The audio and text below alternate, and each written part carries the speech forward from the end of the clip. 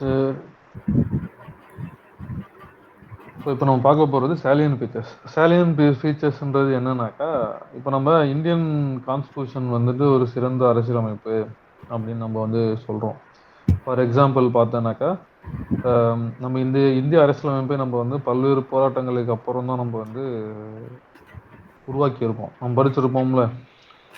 So 1928ல இருந்து struggle பண்ணி 1947ல தான் கான்ஸ்டியூஷன் அசம்பிளியை நம்ம உருவாக்கி இருப்போமா. அப்போ அவ்வளோ போராடி நம்ம உருவாக்குன நம்ம அரசியலமைப்புடைய சிறப்பம்சங்கள் என்னென்னது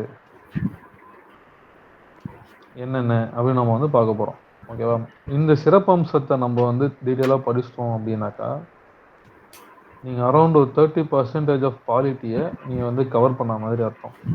அதாவது இந்த சைலண்ட் ஃபீச்சர்ஸை நூக் அண்ட் கார்னர் நம்ம வந்து ஸ்டடி பண்ணணும். ஓகேவா? ஸோ அப்போ சேலியன் ஃபீச்சர்ஸ் அப்படின்றது வந்துட்டு என்னென்ன அப்படின்னு பார்த்தோம்னா, ஸோ அதில் நிறைய வெரைட்டி வந்து இருக்கு. ஒன்று வந்து முக்கியமான சிறப்பம்சம்ன்றது என்னன்னு பார்த்தோம்னா, உலகத்தோடைய மிகப்பெரிய எழுதப்பட்ட ஒரு அரசியல் அமைப்பு அப்படின்னா அது இந்தியாவது தான். ஓகேவா?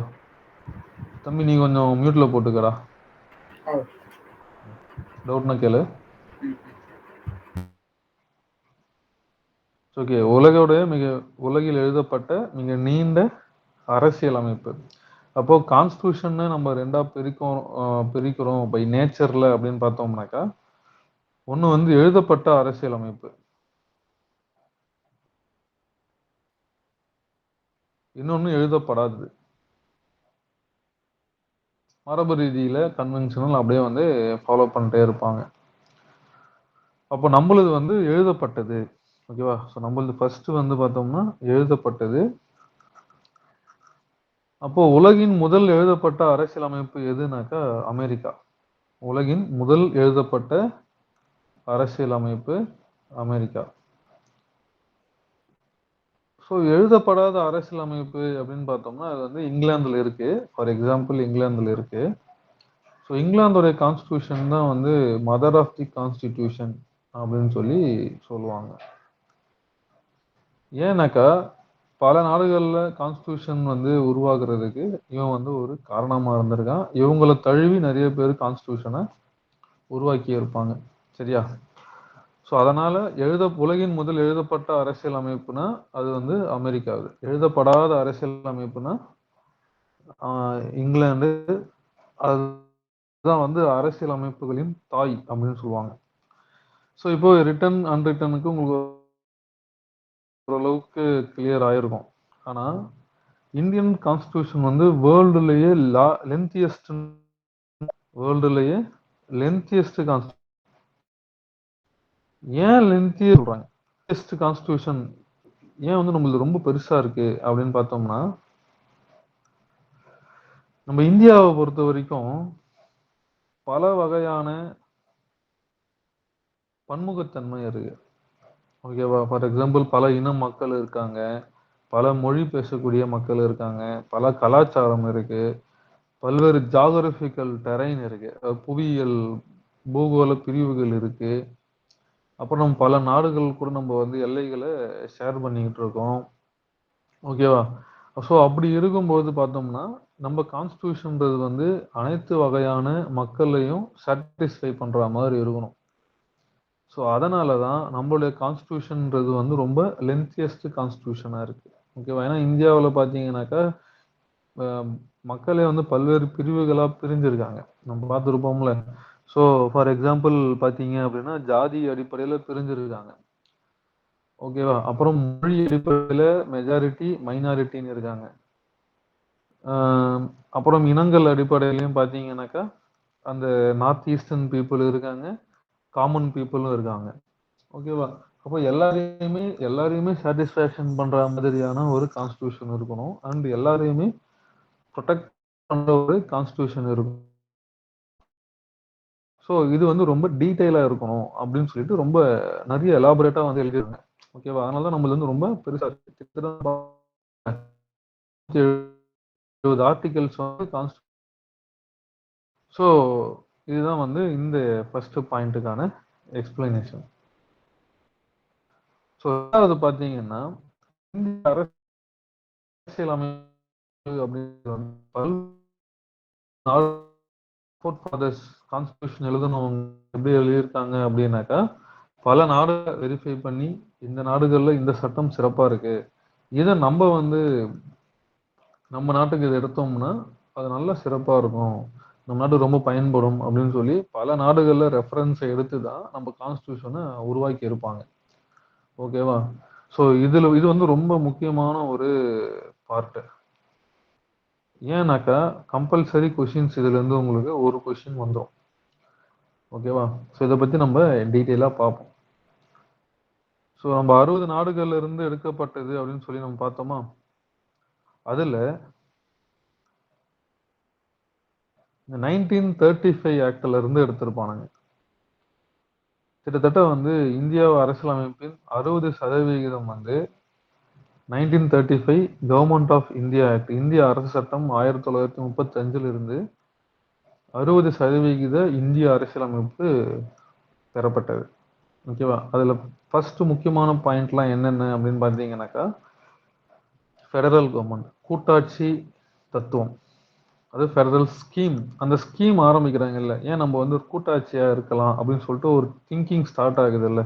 அது எங்கேருந்து எடுத்திருப்பாங்கன்னா, ஃபெடரல் ஸ்கீம் வந்துட்டு 1935 ஆக்ட்ல இருந்து எடுத்திருப்பாங்க. ஏன் வந்து அப்படி சொல்றோம்னாக்கா, ஸோ 1935ல பிரிட்டிஷ் கவர்மெண்ட்டையும், பிரின்ஸ்லி ஸ்டேட்ஸ் சுதேசி மாகாணங்கள் அவங்க எல்லாத்தையும் ஒண்ணு சேர்த்து, பிரிட்டிஷ் இந்திய அரசு அப்படின்னு சொல்லி ஒண்ணு எஸ்டாப்ளிஷ் பண்ணுவாங்க. அது பிரிட்டிஷ் இந்தியன் ஃபெடரல் கவர்மெண்ட்ன்னு ஒண்ணத உருவாக்கி இருப்பாங்க. கூட்டாட்சி அரச வந்து உருவாக்கி இருப்பாங்க. எப்போ 1935ல. ஸோ இதுல பார்த்தீங்கன்னாக்கா, ஸோ இத பேஸ் பண்ணி தான் நம்மளுடைய அ இந்தியா வந்து உருவாகி இருக்கும். அப்ப இந்த ஸ்கீம் நம்ம எங்கருந்து எடுத்திருப்போம்னா, 1935 ஆக்ட்ல இருந்து தான் எடுத்திருப்போம். பட் அந்த ஃபெடரேஷனுடைய நேச்சர் அதெல்லாம் நம்ம வந்து 1935 ஆக்ட்ல இருந்து நம்ம எடுக்கல. ஓகேவா? ஸோ அதுக்கடுத்து ஆஃபீஸ் ஆஃப் தி கவர்னர். கவர்னருடைய அலுவலகம். அப்புறம் நீதித்துறை. பொது பணியாளர் தேர்வாணையம். இந்த யுபிஎஸ்சி, டிஎன்பிஎஸ்சி அதெல்லாமே. அப்புறம் அவசர கால நெறிமுறைகள். அப்புறம் நிர்வாக தகவல்கள். இது எல்லாத்தையுமே நம்ம வந்து 1935 ஆக்ட்ல இருந்து தான் எடுத்திருப்போம். ஃபார் எக்ஸாம்பிள் உங்களுக்கு எப்படி கொஸ்டின் கேட்கலாம் அப்படின்னா, பின் வருவனவற்றுள் எது 1935 இந்திய அரசு சட்டத்தினால் கொண்டு வரப்பட்டது? அப்படின்னு ஒரு கொஸ்டின் வந்து உங்களுக்கு கேட்கலாம். ஓகே 4 ஆப்ஷன் குடுத்துட்டு கேட்பாங்க. அப்படின்னா மேட்ச் த ஃபாலோயிங்ல வரும். சரியா? ஸோ அதடுத்து சோர்சஸ். இதான் சோர்சஸ் நம்ம பார்த்தோம்ல 1935ல வந்துட்டு அந்த 35 ஆக்ட்ல இருந்து எடுத்திருக்கானுங்க. அதுக்கப்புறம் முக்கியமானது இந்த இங்கிலாந்துல இருந்து எடுத்தது ரொம்ப முக்கியம். ஸோ இங்கிலாந்தோடைய கான்ஸ்டிடியூஷன் அண்ட் இங்கிலாந்தோடைய பாராளுமன்றம். அந்த பாராளுமன்றத்த அடிப்படையா வச்சு தான் இந்திய பாராளுமன்றம் அந்த நடைமுறைகள் எல்லாமே உருவாக்கப்பட்டிருக்கு. ஸோ இந்தியா என்பது பாராளுமன்ற ஆட்சி முறைய ஃபாலோ பண்ணக்கூடிய ஒரு நாடு. அப்ப இது நம்மலாம் எங்கேருந்து எடுத்திருக்கோம் அப்படின்னா, இங்கிலாந்துல இருந்து எடுத்திருப்போம். ஏன்னா, இங்கிலாந்துல இந்த நடைமுறை இந்தியாவுலயும் பிரிட்டிஷ் ரூல் பண்ணும்போது ஃபாலோ பண்ணாங்க. ஓகேவா? ஸோ சட்டமன்றங்கள், பிரைம் மினிஸ்டர்ன்னு ஒருத்தர் இருப்பாரு. அதெல்லாம். ஸோ நம்மளுக்கு வந்து அது வந்து நம்மளுக்கு ரொம்ப ஆப்ட்டா இருந்துச்சு. ஈஸியா இருந்துச்சு. ஸோ அதனால தான் நம்ம பார்லிமென்டரி ஃபார்ம் ஆஃப் கவர்ன்மெண்ட்ட தேர்ந்தெடுக்கிறதுக்கு அதுவும் ஒரு ரீசன். அப்போ உங்களுக்கு கொஸ்டின்ல பாராளுமன்றம் சார்ந்த எந்த கேள்வி கேட்டாலும், அது எங்கேருந்து எடுத்திருப்பாங்க? இங்கிலாந்துல இருந்து எடுத்திருப்பாங்க. சரியா? ஸோ ஃபார் எக்ஸாம்பிள் வந்து பாராளுமன்ற ஆட்சி முறை, பார்லிமென்டரி ஃபார்ம் ஆஃப் கவர்ன்மென்ட் பாராளுமன்ற ஆட்சி முறை. அது இங்கிலாந்துல இருந்து எடுத்திருக்கானுங்க. அப்புறம் ஒற்றை குடியுரிமை. அப்புறம் சட்டத்தின் ஆட்சி.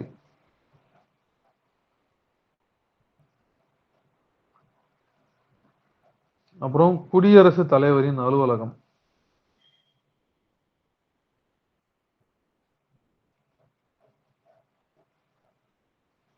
ஸோ இந்தியாவுல நம்ம குடியரசுத் தலைவர்ன்னு சொல்றோம்ல, அதே மாரி இங்கிலாந்துல வந்துட்டு மகாராணி இருப்பாங்க. ஸோ ஏன் சொல்றோம்னா, இந்த மகாராணி என்பவர் யாரு அப்படின்னாக்கா, பெயரளவிலான தலைவர்.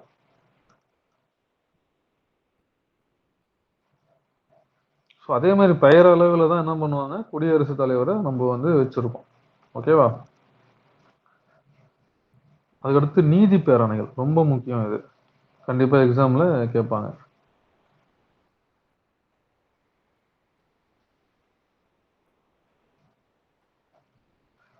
ஆர்டிகல் 32 நீதி பேராணைகள். ஸோ இதை தான், அந்த நீதி பேராணைகளை தான் B.R. அம்பேத்கர் வந்துட்டு இதயம் மற்றும் ஆன்மா அப்படின்னு சொல்லியிருப்பாரு. இதெல்லாம் வந்து ஒரு காலத்துல நிறைய எக்ஸாம்ல ரெகுலரா டிஎன்பிஎஸ்சில கேட்பாங்க, இதயம் மற்றும் ஆன்மா அப்படின்னு. ஓகேவா? எதை சொல்லியிருக்காரு? நீதி பேராணைகளை சொல்லியிருக்காரு. இதுல முக்கியமானது நீதி பேராணைகள், ரூல் ஆஃப் லா, சட்டத்தின் ஆட்சி. ஸோ சட்டத்தின் ஆட்சின்றது என்னன்னா, சட்டம் தான் எல்லாத்துக்கும் மேல, அனைவரும் சட்டத்துல பொதுவானவர்கள், யாருமே சட்டத்தை மீற முடியாது. ஓகேவா? இதுதான் சட்டத்தின் ஆட்சி. இது ஆர்டிகல் 14 மூலமா நம்மளுக்கு வெளியில தெரியுது. இதுல என்ன கொஸ்டின் அதிகமா கேட்டிருக்காங்கன்னா, ஏவி டைசி அப்படின்றவர் தான் அந்த சட்டத்தின் ஆட்சியை பத்தின விளக்கங்களை கொடுத்திருப்பாரு. இதெல்லாம் வந்து டிஎன்பிஎஸ்சி கொஸ்டின் ரெகுலரா கேட்டுக்கிட்டே இருப்பாங்க. அப்புறம் கீழவை அதிக அதிகாரம் கொண்டது. மேலவை ராஜ்யசபாவை காட்டிலும் லோக்சபாவுக்கு அதிக அதிகாரங்கள் இருக்கு, இந்த கான்செப்ட். அப்புறம் மினிஸ்ட்ரியல் ரெஸ்பான்சிபிலிட்டி, அமைச்சர்கள் கூட்டு பொறுப்புடையவர்கள், அமைச்சர்களின் கூட்டு பொறுப்பு, இல்ல அமைச்சர்கள் பொறுப்புடையவர்கள், அமைச்சர்களின் பொறுப்பு. ஸோ ஃபார் எக்ஸாம்பிள் வந்து ஒரு சட்டத்தை கொண்டு வராங்க அப்படின்னா, அந்த சட்டம் வந்து சக்சஸ் ஆச்சுனாலோ இல்லை ஃபெயிலியர் ஆச்சுனாலோ அது காரணம் யாருன்னா அந்த அமைச்சர்கள் தான். ஸோ அமைச்சர்கள் ஃபெயிலியர் ஆனாலும் அதை அவங்க எடுத்துக்கணும் அப்படின்னு சொல்றது அமைச்சர்கள், அமைச்சர்களின் ரெஸ்பான்சிபிலிட்டி, அமைச்சர்களின் பொறுப்பு. அப்புறம் லெஜிஸ்லேட்டிவ் ப்ரொசீஜர்ஸ். ஃபார் எக்ஸாம்பிள் வந்து இப்போ ஒரு மசோதாவை கொண்டு வராங்க, அந்த மசோதா எப்படி சட்டமா மாறுது அப்படின்றது தான் நம்ம சட்டம் இயற்றும் நடைமுறை அப்படின்னு சொல்லுவோம். இப்போ இந்த நடைமுறைகள்ல மசோதாவை தாக்கல் பண்ணுவாங்க, வாக்கெடுப்பு நடத்துவாங்க, ஒரு அவையில இருந்து இன்னொரு அவைக்கு போகும், அங்கிருந்து குடியரசுத் தலைவர்கிட்ட போகும், அப்பதான் ஒரு மசோதா சட்டமா மாறும். இந்த மாதிரியான நடைமுறைகள் இருக்குல்ல, இதை நம்ம இங்கிலாந்துல இருந்து எடுத்திருக்கோம். அப்புறம் பிரதம மந்திரியின் அலுவலகம். ஸோ பிரதம மந்திரியுடைய அந்த பதவி என்பது எப்படி இருக்கும் அப்படின்னு நம்ம இங்கிலாந்துல இருந்து எடுத்திருக்கோம். அப்புறம் கேபினட் சிஸ்டம், கேபினட் முறை, அப்புறம் பாராளுமன்ற சலுகைகள், பார்லிமெண்டரி ப்ரிவிலேஜஸ், இதெல்லாம் நம்ம வந்து இதுக்கு அடுத்து பார்ப்போம். பாராளுமன்றம் பார்க்கும்போது நம்ம இதெல்லாம் டீட்டெயிலாக படிப்போம். அதுக்கடுத்து பை கேமரலிசம், இரு அவை ஆட்சி முறை. ஸோ நம்ம இதுல வந்து ரெண்டு அவைகள் இருக்கு. இதான் நம்ம வந்து சன்சத் அப்படின்னு சொல்லுவாங்க. சன்சத்.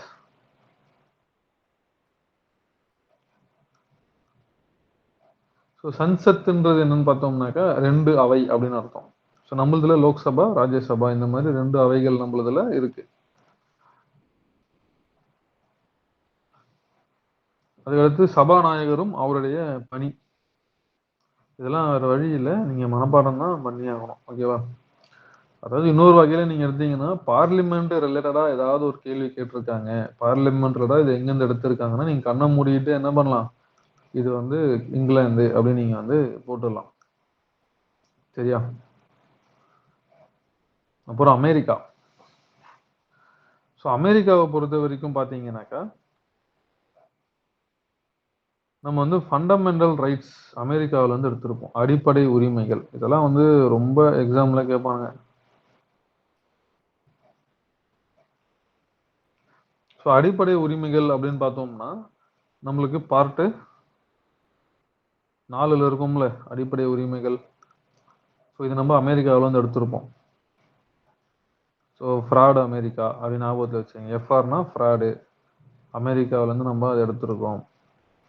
அதுக்கு அடுத்தது ஃபெடரல் ஸ்ட்ரக்சர், கூட்டாட்சி, கூட்டாட்சி கட்டமைப்புகள், அதை நம்ம வந்து இங்கிருந்து எடுத்திருப்போம். கூட்டாட்சி கட்டமைப்பு, அதாவது அதிகார பகிர்வு. நம்ம கூட்டாட்சி என்பது என்ன நம்ம பார்த்தோம், 2 அல்லது அதற்கு மேற்பட்ட அதிகார அமைப்புகள் இல்ல நிர்வாக அமைப்புகள் ஒண்ணு சேர்ந்து ஒண்ணு சேர்ந்து செயல்படுறதுக்கு பேரு தான் கூட்டாட்சி அப்படின்னு பார்த்தோமா? அப்ப இந்தியாவுல பார்த்தீங்கன்னா, மத்திய அரசுகள், மாநில அரசுகள் என்ன பண்றாங்க? அதிகார பகிர்வு மூலமா நம்ம கூட்டாட்சிய வெளிப்படுத்திட்டு இருக்காங்க. செப்பரேஷன் ஆஃப் பவர் மூலமா. ஓகேவா? அப்போ இந்த கான்செப்ட் நம்ம எங்கிருந்து எடுத்திருக்கோம்னா, அமெரிக்காவுல இருந்து எடுத்திருப்போம். அதுக்கு அடுத்தது துணை குடியரசுத் தலைவரின் அலுவலகம். அப்புறம் உச்ச நீதிமன்றம். ஸோ நெக்ஸ்ட் வந்து ஜுடிஷியல் ரிவ்யூ. நீதி மறு ஆய்வு. இது வந்து ரொம்ப இம்பார்ட்டன்ட். எக்ஸாம்ல கேட்பாங்க.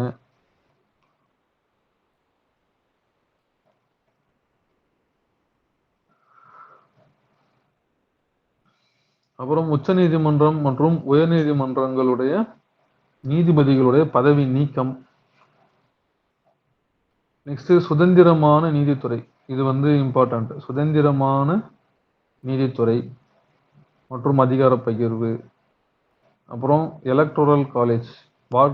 வாக்கு வங்கி. அப்புறம் குடியரசுத் தலைவரின் தகுதி நீக்கம். அப்புறம் ஈக்குவல் ப்ரொடெக்ஷன் அண்டர் த லா. இது வந்து எக்ஸாம்ல கேட்டிருக்காங்க. ஓகேவா? ஸோ ஆர்டிகல் 14 நம்மளுக்கு என்ன சொல்லும் அப்படின்னா, 2 கான்செப்ட பத்தி பேசும். விதி 14ன்றது. ஒண்ணு என்னன்னா, சட்டத்தின் முன் அனைவரும் சமம் அப்படின்னு சொல்லும். நம்ம ஃபர்ஸ்ட் பார்த்தோம்ல. சட்டத்தின் முன்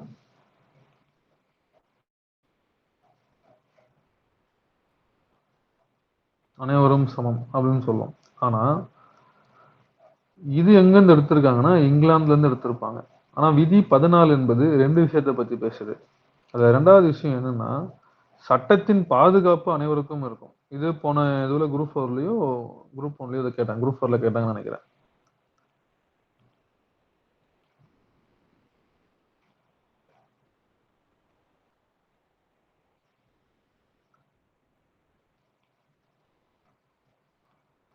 நீங்க ஏழை, பணக்காரன் இந்த மாதிரியான பாகுபாடுகள் இல்லாம, சட்டம் என்பது உங்க எல்லாரையும் எந்த ஒரு ஏற்றத்தாழ்வுமே இல்லாம உங்கள பாதுகாக்கும் அப்படின்னு சொல்றதுக்கான மீனிங் தானே அது. சட்டத்தின் பாதுகாப்பு எல்லாருக்குமே இருக்கும் அப்படின்றது.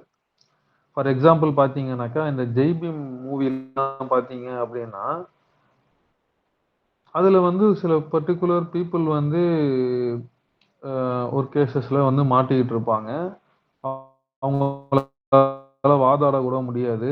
ஓகேவா? இப்போ பழங்காலத்துலலாம் பார்த்தீங்க அப்படின்னாக்கா, ஒரு வல்னரபிள் பீப்பிள வந்துட்டு ஈஸியா வந்து ஓரம் கட்டிடுவாங்க. அவங்க மேல நியாயமே இருந்தாலும் சரி, இல்ல அவங்களுக்கு கிடைக்க வேண்டிய நீதி கிடைக்காம, அவங்கள வந்து ஓரம் கட்டிடுவாங்க. ஆனா இப்போ அப்படி கிடையாதுல்ல. ஆஃப்டர் கான்ஸ்டிடியூஷன் வந்ததுக்கப்புறம், நீங்க சட்டத்துக்கு முன்னாடி போயிட்டு, "ஐயா நான் இந்த மாரி எங்கள வந்து இந்த மாரி ஏமாத்திட்டாங்க" அப்படின்னு நம்ம போய் நின்னோம்னா, சட்டம் என்ன பண்ணுது? நம்மள பாதுகாக்குது. கரெக்ட்டா? ஸோ, இந்த பாதுகாப்பு என்பது எல்லாருக்குமே இருக்கும் அப்படின்னு சொல்றது தான், இந்த கான்செப்ட் நம்ம எங்கருந்து எடுத்திருக்கோம்னா, அமெரிக்காவுலருந்து நம்ம எடுத்திருப்போம். ஓகேவா? ஸோ இந்த 2த்துக்கும் என்ன வித்தியாசம்னு பார்த்தீங்கன்னா, சட்டத்தின் முன் அனைவரும் சமம் அப்படின்னு பார்த்தோம்னா, சேம் தான்.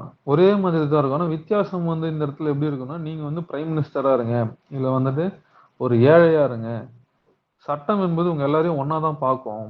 நீங்க பிரைம் மினிஸ்டர்ன்னு, இல்ல சீஃப் மினிஸ்டர்ன்னு சொல்லிட்டு உங்கள வந்து சட்டம் வந்து பிரிவிலேஜ் வந்து குடுக்காது. ஓகே. ஃபார் எக்ஸாம்பிள் பார்த்தீங்கன்னா, இப்போ ஜெயலலிதா இருந்தாங்க அப்படின்னாக்கா, அவங்க ஒரு ஃபார்மர் சீஃப் மினிஸ்டர். ஓகேவா? அவங்க முதலமைச்சரா இருக்கும்போது, சட்டம் என்ன பண்ணுது? நீங்க பண்ணது தப்புன்னு சொல்லி அவங்கள அரெஸ்ட் பண்ணுது. கரெக்ட்டா? இப்போ அரவிந்த் கெஜ்ரிவால் எடுத்துக்கங்க. இப்போ அவர வந்துட்டு இடி வந்து அரெஸ்ட் பண்ணியிருக்காங்க. ஓகேங்களா? அப்போ சட்டத்தின் முன் எல்லாருமே இந்த இடத்துல சமம் தான். இந்த லல்லு பிரசாத் யாதவ் இவங்கலாம் எடுத்தீங்கன்னா உங்களுக்கு தெரியும். ஓகேவா? அப்போ இதுல ஏழை, பணக்காரன், இந்த இந்த சமுதாயத்தை சார்ந்தவர், இந்த மதத்தை சார்ந்தவர், இந்த பாலினத்தை சார்ந்தவங்களா இங்க இருக்காங்கன்னு சொல்லி எந்தவித பாகுபாடும் இல்லாம, சட்டம் என்பது எல்லாரையும் சமமா பாக்குது. அப்படின்றது தான் அதோடைய மீனிங். ஓகேவா? ஸோ இப்ப ஆர்டிகல் 14 2 கான்செப்ட்ட சொல்லுது. சட்டத்தின் முன் அனைவரும் சமம் என்பது இங்கிலாந்துல இருந்து எடுக்கப்பட்டது. சட்டத்தின் பாதுகாப்பு எல்லாருக்கும் இருக்கும்ன்றது அமெரிக்காவிலிருந்து பெறப்பட்டது. இது டிஎன்பிஎஸ்சி கொஸ்டின்.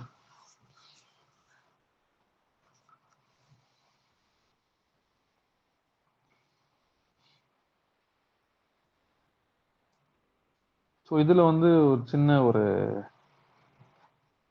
எக்ஸ்ப்ளனேஷன் மட்டும் நம்ம பார்த்துடலாம். இதில் உங்களுக்கு வந்து இந்த ஃபெடரல் ஸ்ட்ரக்சரில் வந்துட்டு கொஞ்சம் அப்படின்னா என்னன்னு உங்களுக்கு தெரியணும். ஒரு கவர்மெண்ட் உருவாக்குறது அப்படின்றது 2 கேட்டகரியில உருவாக்குவாங்க. ஒண்ணு கூட்டாட்சி, இன்னொன்னு ஒன்றியம்.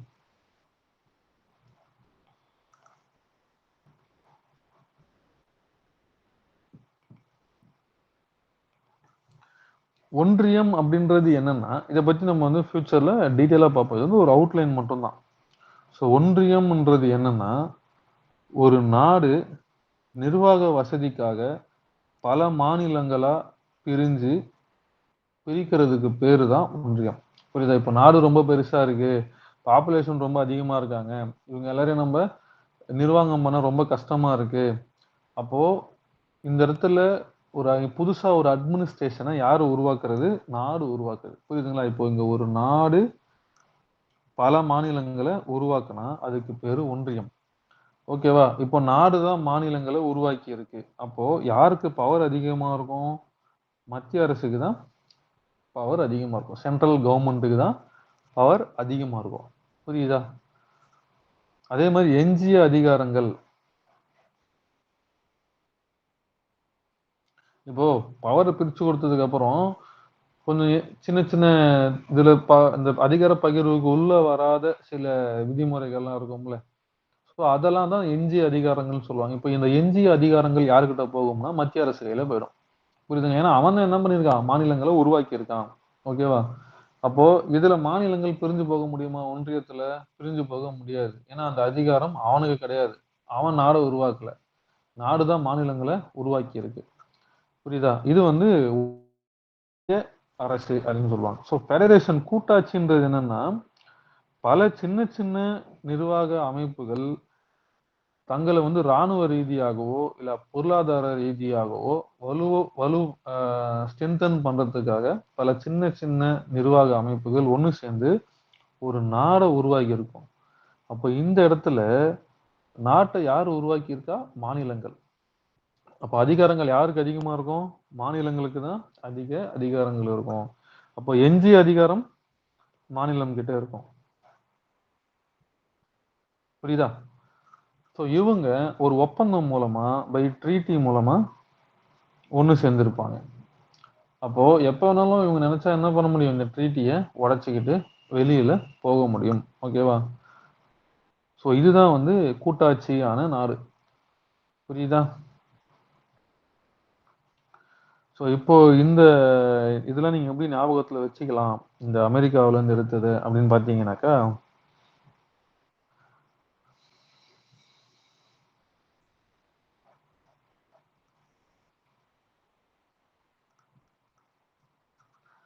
அமெரிக்காவுல ஃப்ராடுங்க எல்லாம் விஐபின்ற ஒரு போர்வையில விஐபின்ற ஒரு விஐபின்னா என்னது?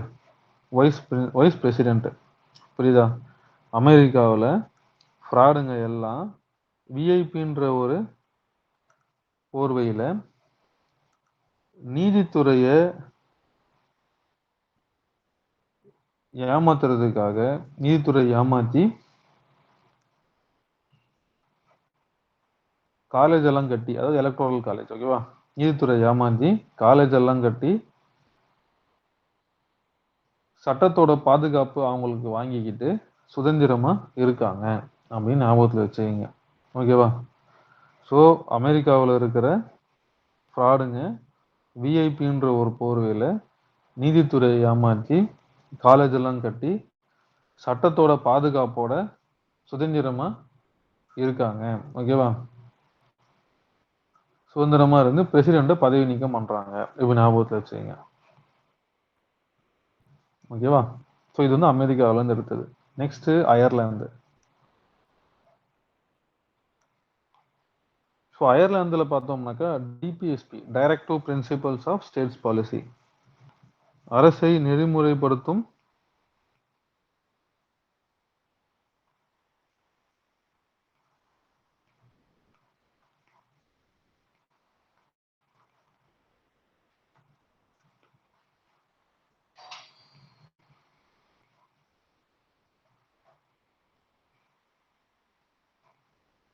அரசை நெறிமுறைப்படும் வழிமுறை கோட். ஸோ ரொம்ப இம்பார்ட்டண்ட்டான ஒன்று. ஸோ இது ஏன் முக்கியம் அப்படின்னாக்கா, ஒரு கவர்மெண்ட்டு எப்படிலாம் செயல் பண்ணணும்னு சொல்லிட்டு ஒரு கவர்மெண்ட்டுக்கு சில ரூல்ஸ் அண்ட் ரெகுலேஷனை கான்ஸ்டியூஷன் போடுது. ஓகேவா? அதுதான் நம்ம இந்த இடத்துல மென்ஷன் பண்ணியிருக்கோம். அதுக்கு அடுத்தது டிபிஎஸ்பி நம்ம அயர்லாந்துல எடுத்திருப்பாங்க. அப்புறம் ராஜ்யசபை உறுப்பினர்கள் 12 பேரை குடியரசுத் தலைவர் நியமனம் பண்ணுவார். ஸோ அந்த கான்செப்டை நம்ம அயர்லாந்துல இருந்து எடுத்திருப்போம்.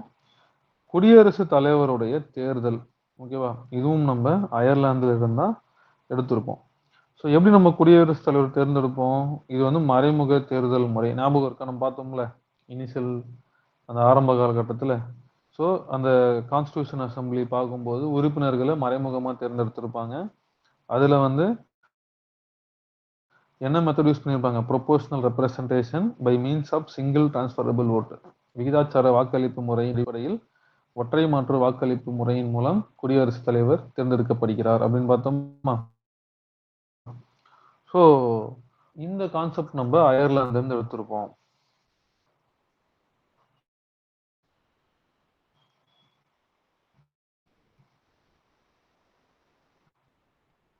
ஸோ இதை கொஞ்சம் பாருங்க. எஃப்ஆர்னா அமெரிக்கா, ஃப்ராட் அமெரிக்கா. எப்படின்னா ஃப்ரெண்டு ரஷ்யா. ஸோ ரஷ்யாவில் வந்து நம்ம என்ன எடுத்துப்போம்? ஃப்ரெண்டு. DPSP Ireland. ஓகேவா? ஸோ இது மூணுமே ரொம்ப இம்பார்ட்டன்ட், எக்ஸாமில் கேட்பாங்க. அப்புறம் ஃப்ரான்ஸ். ஸோ ஃப்ரான்ஸில் பார்த்தீங்கன்னாக்கா ஃப்ரெஞ்சு புரட்சின்னு ஒன்று நடக்கும். ஃப்ரெஞ்சு புரட்சி அப்படின்னு சொல்லிட்டு. ஸோ அந்த ஃப்ரெஞ்சு புரட்சியோடைய அவுட்கம்மாக நிறைய ஐடியல்ஸ் வந்து இந்த உலகத்துக்கு வரும். அப்படிப்பட்ட சில ஐடியல்ஸ் தான் வந்து சுதந்திரம்,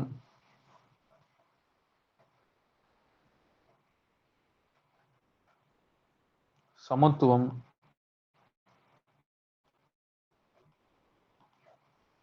சகோதரத்துவம்.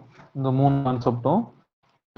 குடியரசு அப்படின்ற ஒரு கான்செப்டை வந்துட்டு நம்ம பிரான்ஸ்ல இருந்து எடுத்திருப்போம். ஓகேவா? இந்த 4மே எங்க முகப்புல வச்சிருக்காங்க. முகப்புறையில் உள்ள சுதந்திரம், சமத்துவம், சகோதரத்துவம், குடியரசு போன்ற ஐடியல்ஸை நம்ம எங்கிருந்து எடுத்திருப்போம்? பிரான்ஸ்ல இருந்து எடுத்திருப்போம்.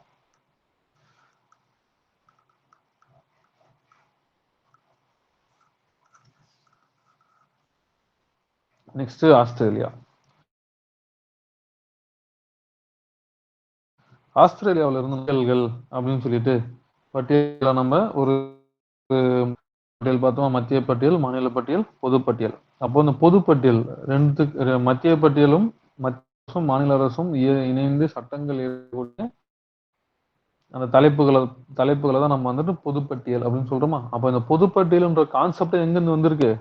ஆஸ்திரேலியா வந்து நம்ம எடுத்துருக்கோம். அதே மாதிரி மாநிலங்களுக்கு இடையேயான சுதந்திரமான வர்த்தகம், இதுவும் நம்ம ஆஸ்திரேலியாவில இருந்தா நம்ம எடுத்திருப்போம். அதுக்கு அடுத்தது பாராளுமன்ற இரு அவைகளின் கூட்டமர்வு.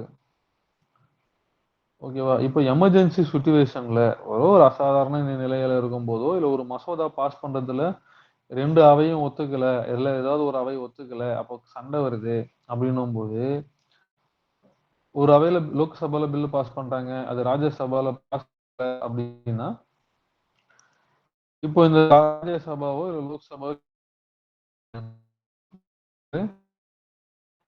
சேர்ந்து அந்த பிரச்சனையை தீர்த்துப்பாங்க. ஓகேவா? அதுக்கு பேரு தான் என்னது? ஓகேவா? ஸோ ஃபார் எக்ஸாம்பிள் பார்த்தீங்கன்னாக்கா எந்த ஒரு மசோதாவில் 2 பேருக்குமே சம அதிகாரங்கள் இருக்கோ அந்த மசோதாவில் பிரச்சனை வரும்போது தான் வாங்க நம்ம பேசி தீர்த்துக்கலாம் அப்படின்னு சொல்லுவாங்க. அப்போ லோக்சபையும் ராஜ்யசபையும் பார்த்தீங்கன்னா சாதாரண மசோதாவிலேயோ இல்லை ஃபினான்ஸ் பில்லுலேயோ வந்து சம அதிகாரங்களை வச்சிருக்காங்க. ஓகேவா? அப்போ இதுல இந்த 2 மசோதாக்களையும் பிரச்சனை வரும்போது வாங்க நம்ம பேசி தீர்த்துக்கலாம் அப்படின்னு சொல்லி 2 பேரும் பேசி பிரச்சனையை சால்வ் பண்ணுவாங்க. அந்த அந்த ஆர்டிக்கல் வந்து 1(8). ஓகேவா? ஸோ எமர்ஜென்சி சுச்சுவேஷன்ல ஒன்று சேர்றாங்க, ஞாபகத்தில் வச்சுக்கோங்க.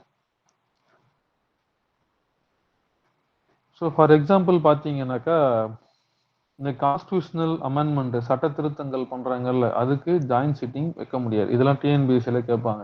சட்ட திருத்தங்களை வந்து நிறைவேற்றுவதற்கு கூட்டத்து அவசியம். ஸோ லோக்சபா அக்செப்ட் பண்ணி ராஜ்யசபை வந்து ஒத்துக்கல அப்படின்னாக்கா அந்த நடைமுறைக்கு வராது. அது அப்படியேதான் இருக்கும். ஒத்துக்கிட்டா மட்டும்தான் சட்டத்திட்டம் நடைமுறைக்கு வரும். அப்போ சட்ட திருத்தங்கள் ரெண்டு பேரும் ஒத்துக்கணும். ஓகேவா? ஸோ இதான் வந்து வித்தியாசம். ஏன்னா சட்ட திருத்தங்கள்லையும் வந்து லோக்சபை ராஜ்யசபை ரெண்டு பேருக்குமே ஈக்குவலான பவர் இருக்கு. ஸோ எப்போ எந்த மசோதாவில் லோக்சபையை விட ராஜ்யசபை வந்து கொஞ்சம் அதிகாரம் கம்மியா இருக்குன்னா பண மசோதாவில். இதெல்லாம் வந்து நம்ம ஏதோ ஃபாரின் லாங்குவேஜ் மாதிரி இருக்கும், போக போக பிக்கப் ஆயிடும். ஸோ மணி பில்ல பார்த்தோன்னா லோக்சபை வந்து ராஜ்யசபையை விட அதிக அதிகாரம் கொண்டது. அதுல நீங்க கூட்டத்தொடர் கூட்ட முடியாது. ஓகேவா? ஏன்னா லோக்சபைக்கு தான் அதுல பவர் அதிகம்.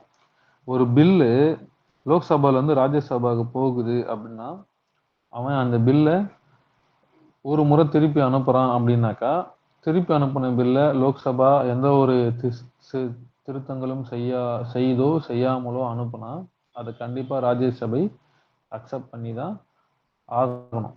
ஓகேவா? இல்ல நான் அக்செப்டே பண்ண மாட்டேன், ரொம்ப நாளா கிடப்புல போடுவோம்னு சொல்லி மற்ற மசோதாக்களை கிடப்பில் போடுவதில்லை. இதை 14 நாள் தான் அதுக்கு வேலிடிட்டி. இந்த 14 நாள் முடிஞ்சதுக்கு அப்புறம் அந்த மசோதா ஆட்டோமேட்டிக்கா ராஜ்யசபால பாஸ் ஆன மாதிரி கணக்கெடுத்துக்கப்பட்டு குடியரசுத் தலைவர்கிட்ட போயிடும். புரியுதா? அப்போ ராஜ்யசபையுடைய ரோல் மணி பில்ல பாத்தீங்கன்னா ரொம்ப கம்மி. ஓகேவா? ஸோ அதனால மணி பில்ல ஜாயிண்ட் சிட்டிங் கூட்ட முடியாது. சாதாரண மசோதாவில் கூட்டலாம், நிதி மசோதாக்கள்ல கூட்டலாம். அதே மாதிரி சட்ட திருத்தங்கள் மசோதாவில் கூட்ட முடியாது. ஏன்னா ரெண்டு பேருக்குமே சம அதிகாரங்கள் அதுலயும் இருக்கு. ஆனா சட்ட திருத்தங்களுக்கு நம்ம வந்து ஜாயிண்ட் சிட்டிங் கூட்ட முடியாது. அதுக்கடுத்து சவுத் ஆப்பிரிக்கா. சவுத் ஆப்பிரிக்காவில் பார்த்தோம்னாக்கா சட்ட திருத்த நடைமுறைகள். ஓகேவா? இப்ப நம்ம பண்றோம் அப்படின்னு சொல்றோமா, இந்த நடைமுறைகள் நம்மளுக்கு எங்கிருந்து வந்திருக்கோம்னா சவுத் ஆப்பிரிக்காவில தான் வந்திருக்கும். ஓகேவா? இது ஆர்டிகல் 120 ஸோ சட்ட திருத்தங்கள் என்பது ரெண்டு வகைப்படும். ஒன்று ஸ்பெஷல் மெஜாரிட்டி, இன்னொன்று ஸ்பெஷல் மெஜாரிட்டிகேஷன் ஆஃப் ஸ்டேட்ஸ். இதெல்லாம் நம்ம வந்து ஃபியூச்சர்ல டீட்டெயிலாக பார்ப்போம். ஆக்ட் என்ன சொன்னீங்க ஆக்சுவலா? 3. ஸோ வந்து ரெகுலரா நிறைய எக்ஸாம்ல இதை கேட்பாங்க. ரெகுலரா வரும். சட்ட திருத்த நடைமுறைகள் பற்றி பேசக்கூடிய விதி எது? 368. அடுத்து ஜெர்மனியுடைய கான்ஸ்டியூஷன். அங்கிருந்து நம்ம என்ன எடுத்திருப்போம்னா அவசர கால அடிப்படை உரிமைகளை நிறுத்தி வைத்தல். அவசர கால நடைமுறை காலங்களின் பொழுது அடிப்படை உரிமைகளை நிறுத்தி வைத்தல். இது நம்ம ஜெர்மனில இருந்து எடுத்திருப்போம். Next Canada. பகுதி கூட்டாட்சி அரசு. ஸோ இந்தியா வந்து பாத்தீங்கன்னா கூட்டாட்சி தத்துவங்களும். அப்ப இந்தியா என்பது பகுதி கட்சி. ஓகேவா? எங்கிருந்து எடுத்திருப்போம்? கனடாவில இருந்து எடுத்திருப்போம். அதாவது வலிமையான மைய அரசுடன் கூடிய கூட்டாட்சி முறையை கொண்ட நாடு தான் இந்தியா. ஓகேவா? ஏன்னா இந்தியா வந்து நம்ம அதிகாரங்களை பிரிச்சிருப்போம். இதுல எஞ்சிய அதிகாரங்கள் யாருக்கிட்ட இருக்கு? மத்திய அரசு கிட்ட இருக்கு. ஓகேவா? இது அமெரிக்காவில் பாத்தீங்கன்னா மாகாணங்கள் தான். மாகாணங்களுக்கும் மத்திய அரசுக்கும் பிரிஞ்சிருப்பாங்க. அதுல மாகாணங்கள் தான் மத்திய அரசு உருவாயிருக்கும். அப்ப எஞ்சிய அதிகாரங்கள் அமெரிக்காவில் மாகாணங்கள் கிட்ட இருக்கும், மத்திய அரசு கிட்ட இருக்காது. ஆனா கனடாவில் பாத்தீங்கன்னா எஞ்சிய அதிகாரங்கள் மத்திய அரசு கிட்ட இருக்கும். அதனால்தான் நம்ம வந்து இந்த குவாசி ஃபெடரல் கவர்மெண்ட்ன்றதை நம்ம எங்கிருந்து எடுத்திருப்போம்? கனடாவில் இருந்து எடுத்திருக்கோம். அதே மாதிரி பார்த்தோம்ல, மத்திய மற்றும் மாநிலங்களுடைய அதிகார பகிர்வு, இது நம்ம கேனாவில இருந்து எடுத்திருப்போம். அப்புறம் ரெசிடியரி பவர் வித்தின் சென்டர், இதுவும் வந்து நம்ம கேனாவில இருந்து எடுத்திருக்கோம். ஆளுநரை நியமனம் பண்றது, ஆளுநரை மத்திய அரசு தான் நியமனம் பண்ணுது, அதுவும் கேனடாவில் இருந்து எடுத்திருக்கோம். அப்புறம் உச்சநீதிமன்றத்துடைய ஆலோசனை வழங்கும் அதிகாரம்,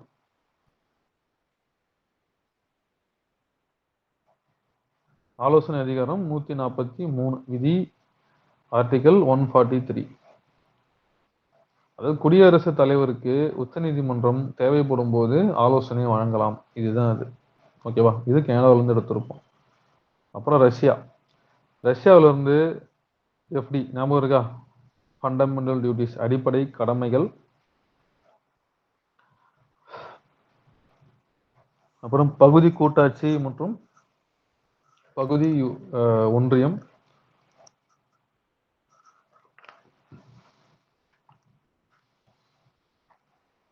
சொன்ன பார்த்தோம்ல, பகுதி கூட்டாட்சி தத்துவத்தை கேனடால இருந்து எடுத்திருக்காங்க. பகுதி ஒன்றிய தத்துவத்தை எங்கிருந்து எடுத்திருக்கான், ரஷ்யாவில இருந்து எடுத்திருக்கோம். ஸோ இது நிறைய எக்ஸாம்ல கேட்பாங்க.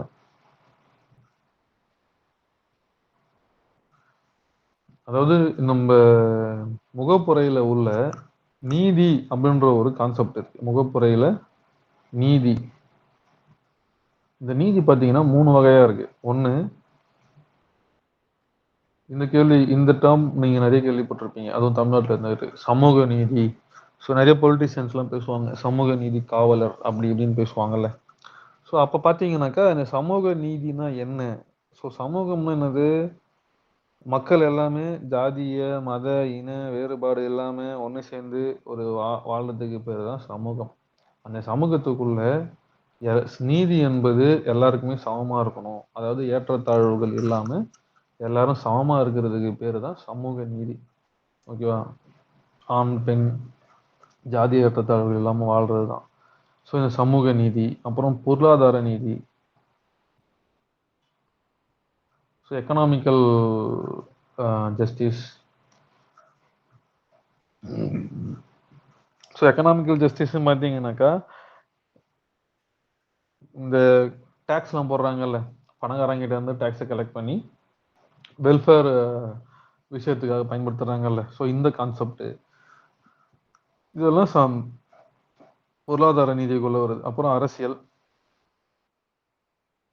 இப்போ வந்து தனி தொகுதிகள் கொடுக்கறது, பெண்களுக்கு வந்து ரிசர்வேஷன் 33% ரிசர்வேஷன் கொடுக்கறது, இதெல்லாம் வந்து அரசியல்ல ஈக்குவாலிட்டியை கொண்டு வர்றது தான் இந்த அரசியல் நீதி.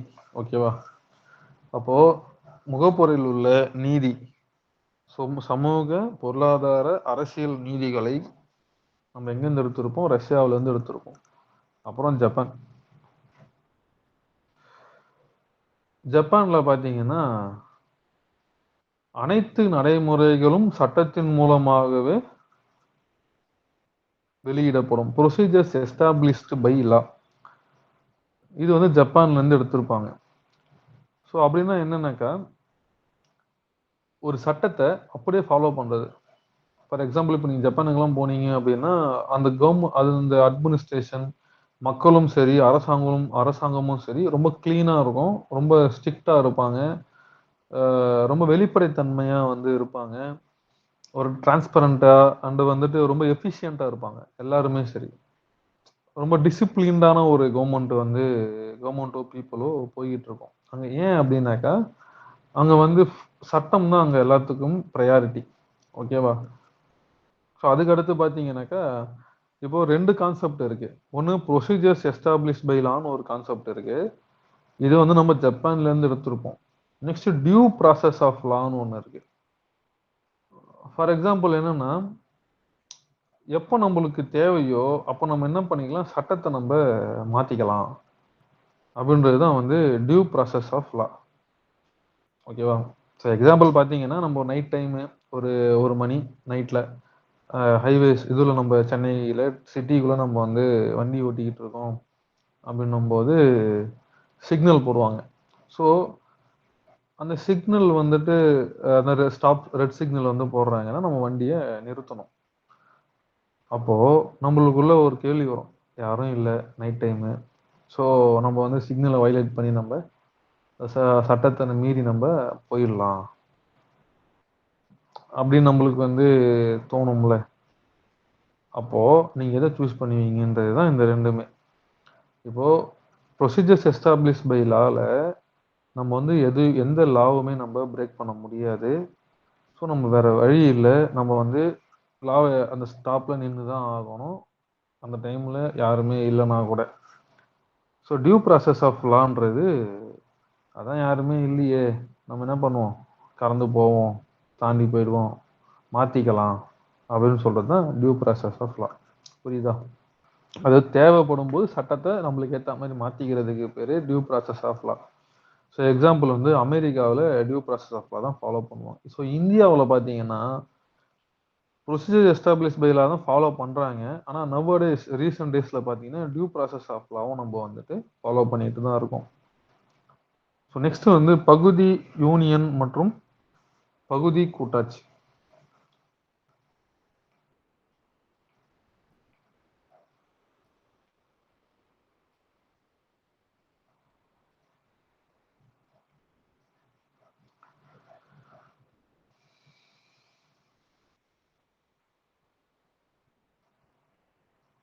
ஸோ மேலே பார்த்தோம்ல, ஒரு ஃபெடரல் கவர்மெண்ட்டு எப்படி கிரியேட் ஆகுது, யூனியன் கவர்மெண்ட்டு எப்படி கிரியேட் ஆகுது நம்ம வந்து பார்த்துருக்கோம். அதாவது ஒரு மாநிலங்கள் ஒன்று சேர்ந்து ஒரு நாடை கிரியேட் பண்ணுச்சுன்னா அதுக்கு பேர் ஃபெடரல் கவர்மெண்ட்டு.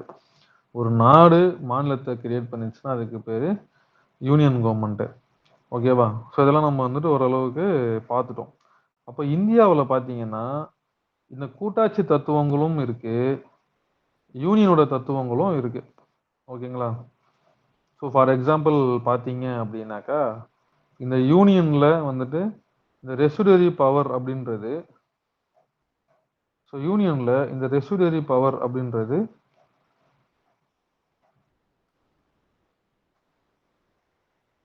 மத்திய அரசு கிட்ட இருக்கும். இந்த ஃபெடரல்ல ரெசிடரி பவர்ன்றது ஸ்டேட் கவர்மெண்ட் கிட்ட இருக்கும். ஸோ யூனியனை பொறுத்த வரைக்கும் அதிக அதிகாரம் கொண்டது, அதாவது செப்பரேஷன் ஆஃப் பவர்ல பார்த்தீங்கன்னா அதாவது அதிகார பகிர்வு அப்ப அதிகமான அதிகாரங்களை மத்திய அரசு வச்சுக்கிட்டு இருக்கு அப்படின்னா அதுக்கு பேரு யூனியன் ஃபீச்சர். மாநிலங்கள் நிறைய வச்சிருக்கு அப்படின்னா அதுக்கு பேரு ஃபெடரல் ஃபீச்சர். ஓகேவா?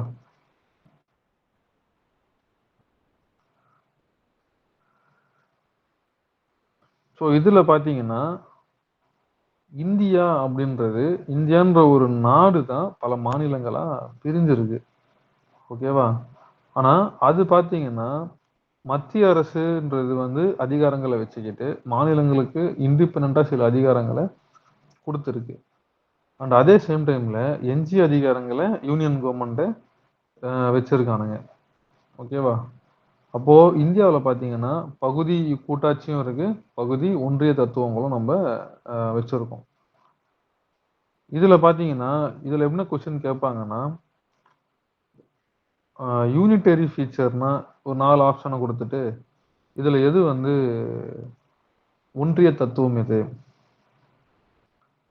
கூட்டாட்சி தத்துவம் எது அப்படின்னு சொல்லி ஒரு கேள்வியை கேட்பாங்க. ஓகேவா? ஸோ இதை நீங்க எப்படி ஞாபகத்துல வச்சுக்கலாம் அப்படின்னு பார்த்தீங்கன்னாக்கா,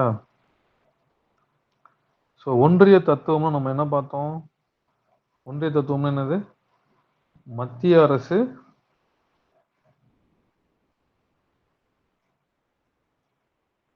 மாநிலங்களை கிரியேட் பண்ணுது. கரெக்டா? அதாவது யூனியன் சென்ட்ரல் கவர்மெண்ட் ஸ்டேட்டை கிரியேட் பண்ணுது. அப்ப யாருக்கு அதிக அதிகாரம் இருக்கும்?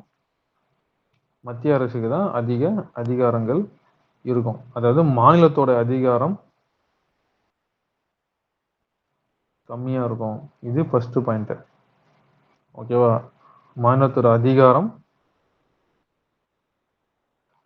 கம்மியா இருக்கும். அதே சேம் டைம்ல ஒற்றை, ஒன், சிங்கிள் அப்படின்னு சொல்லிட்டு பொதுவானது காமன், பொதுவா இருக்கும். ஸோ இந்த மாதிரி ஃபீச்சர் இருக்கிற எதனா ஒண்ணு வந்துச்சு அப்படின்னா, அத நீங்க கண்ண மூடிட்டு என்ன பண்ணலாம், இத வந்து ஒன்றிய தத்துவம் அப்படின்னு சொல்லி போட்டுக்கலாம். ஓகேவா? ஃபார் எக்ஸாம்பிள் பாருங்களேன், எமர்ஜென்சி ப்ரொவிஷன்ஸ். அவசர கால நெறிமுறைகள். இப்போ இந்த அவசர கால நெறிமுறைகள யார் போட முடியும்? மத்திய அரசு தான் போட முடியும். மாநிலங்களுக்கு இதுல அதிகாரங்களே கிடையாது. அப்போ எத சாட்டிஸ்ஃபை பண்ணியிருக்கு? ஃபர்ஸ்ட் இதுவ ரோல ரோல வந்து இது சாட்டிஸ்ஃபை பண்ணியிருக்கு. 2வது பாருங்க, கிரியேஷன் ஆஃப் ஸ்டேட்ஸ். மாநிலத்த உருவாக்குறதுல யாருக்கு அதிகாரம் அதிகமா இருக்கு? மத்திய அரசுக்கு தான். அதாவது பார்லிமென்ட்க்கு தான் அதிக அதிகாரம் இருக்கு. மாநிலங்கள நம்ம கேட்கணும்னு கூட அவசியமே கிடையாது. ஒரு சாதாரண பெரும்பான்மையில, ஒரு சிம்பிள் மெஜாரிட்டில ஒரு மசோதாவ பாஸ் பண்றது மூலமா நம்ம வந்து புதுசா மாநிலங்கள உருவாக்க முடியும். அதுக்கடுத்து எஞ்சிய அதிகாரங்கள், ரெசிடுவரி பவர். எஞ்சிய அதிகாரங்கள் இங்க யார்கிட்ட இருக்கு? மத்திய அரசுகிட்ட இருக்கு. அப்ப மாநிலத்துக்கு அது இல்ல. புரியுதா? அப்போ இது எந்த பாயிண்ட்ட வந்து சாட்டிஸ்ஃபை பண்ணுது? ஃபர்ஸ்ட் பாயிண்ட்ட சாட்டிஸ்ஃபை பண்ணுதா? அடுத்து பாருங்க, ஆல் இந்தியா சர்வீசஸ். அதாவது மத்திய மற்றும் மாநில அரசுகளுக்கு பொதுவான ஒரு சர்வீஸ். கரெக்ட்டா? அதானே இது மத்திய மற்றும் மாநில அரசுகளுக்கு பொதுவான ஒரு சர்வீஸ். அப்போ அனைத்து இந்திய பணிகள், அதாவது அந்த IAS, IPS, IFOS, Indian forest service, இது எல்லாம் தான் அது. அது இதுல பாத்தீங்கன்னா மத்திய அரசால நியமிக்கப்பட்டு இவங்க எங்க வேலை செய்வாங்க? மாநிலத்துல போய் வேலை செய்வாங்க. They are appointed by center, work for state, getting salary from state. ஓகேவா? அப்போ பொதுவா வந்து இருக்காங்களா? அப்போ இது எத்தனாவது பாயிண்ட சாட்டிஸ்ஃபை பண்ணுது? செகண்ட் பாயிண்ட சாட்டிஸ்ஃபை பண்ணுது. கவர்னரோட appointment. Governor appointed by state, work for appointed by centre, work for state. கரெக்டா? ஆனா இது எதை சாட்டிஸ்ஃபை பண்ணுது? ஃபர்ஸ்ட் பாயிண்ட சாட்டிஸ்ஃபை பண்ணுதா? டிஃபென்ஸ், ராணுவத்தில் எதுக்கு அதிகாரம் இருக்கு? இப்போ நம்ம இந்திய ராணுவம்னு சொல்லின்னு இருக்கோம். கரெக்டா? என்னைக்காவது நம்ம வந்து தமிழ்நாடு ராணுவம், கேரளா ராணுவம், உத்தரப்பிரதேச ராணுவம் கேள்விப்பட்டிருக்கோமா? கிடையாது. அப்போ ராணுவம்ன்றது என்ன இருக்கு இந்த இடத்துல? ஒண்ணு தானே இருக்கு. ஓகே, மாநிலத்துக்கு இந்த இடத்துல அதிகாரமே கிடையாது இல்ல. அப்போ ஃபர்ஸ்ட் பாயிண்ட சாட்டிஸ்ஃபை பண்ணுதா? Election commission. இந்தியாவுக்குன்னு பொதுவான ஒரு எலெக்ஷன் கமிஷன் தானே இருக்கு. கரெக்டா? இந்தியாவுக்குன்னு பொதுவான ஒரே ஒரு எலெக்ஷன் கமிஷன் தானே இருக்கு.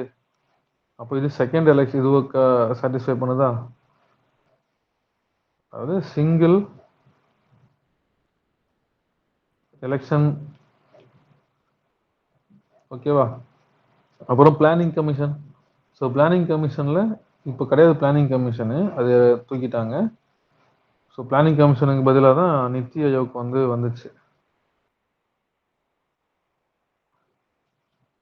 ஸோ இந்த பிளானிங் கமிஷன்ல பார்த்தோம்னாக்கா சென்டருக்கு தான் பவர் அதிகம், ஸ்டேட்டுக்கு பவர் கிடையாது. ஏன் பவர் வந்து ரொம்ப கம்மி? ஏன் சொன்னோம்னாக்கா பிளானிங் கமிஷன் எதை பத்தி பேசுதுன்னா டாப் டு பாட்டம் அப்ரோச்னு சொல்லுவாங்க. அதாவது சென்டர் வந்து பாலிசியை போட்டு ஸ்டேட்டுக்கு அனுப்புவாங்க. ஓகேவா? இது வந்து இந்த ஸ்டேட்டுக்கு தேவையா தேவையில்லையா அதெல்லாம் அவங்க கன்சிடர் பண்ண மாட்டாங்க. புரியுதா? அப்போ டாப் டு பாட்டம் அப்ரோச்னுவாங்க. ஆனா நித்தி ஆயோக்ன்றது பாட்டம் அப் அப்ரோச்.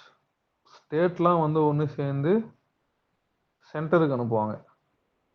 அப்போ அந்த பர்டிகுலர் ஸ்டேட்டுக்கு தகுந்த சட்டங்களை போட்டு அந்த ஸ்டேட் டெவலப்மெண்ட் ஆகும். புரியுதா?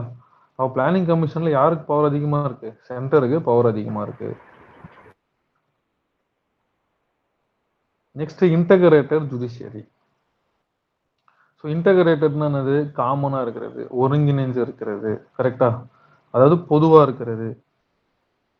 ஸோ அந்த பொது இன்டகிரேட்டட் ஜுடிஷியரி வந்து நம்மளுக்கு இது செகண்ட் பாயிண்ட் நம்மளுக்கு சொல்லுதா?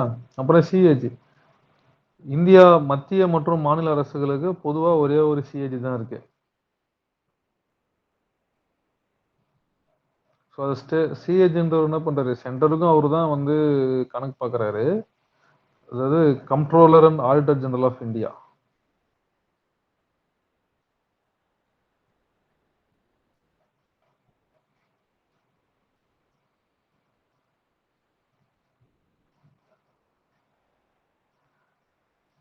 ஓகேவா? அப்போ இந்தியாவுக்கு பொதுவா ஒரு சிஏஜி தான் இருக்காரு. மத்திய அரசுக்கு தனியா இல்ல, மாநில அரசுக்கு தனியா இல்ல. அண்ட் அந்த சிஏஜி தான் ஸ்டேட் கவர்மெண்ட்டோடைய ஆடிட்டையும் அவர் தான் பார்க்குறாரு. அப்போது காமன் சிஏஜி கரெக்டா? அப்போ இது செகண்ட் பாயிண்ட்டை வந்து சாட்டிஸ்ஃபை பண்ணது. அப்புறம் சிங்கிள் கான்ஸ்டியூஷன், பொதுவானது. சிங்கிள்னா என்னது? பொதுவானது தானே மீனிங் நம்மளுக்கு.